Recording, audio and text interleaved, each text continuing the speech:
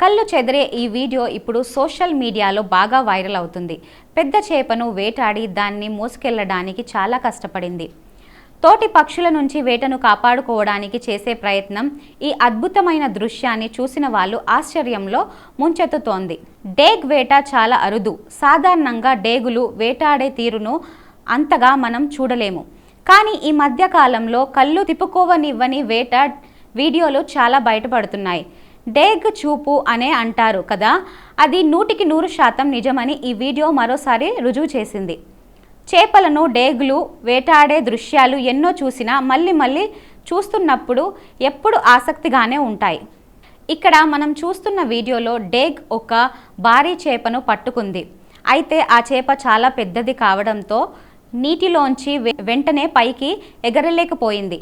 చేప ఈ డేగ్ను 2-3 సార్లు నీటిలోకి లాగింది. అయినా సరే తన పట్టు వదలలేదు. చివరికి కలుగు తన ఒక కాళ్ళతో ఆ చేపను బలంగా పట్టుకొని తేలికగా గాల్లోకి ఎగిరింది.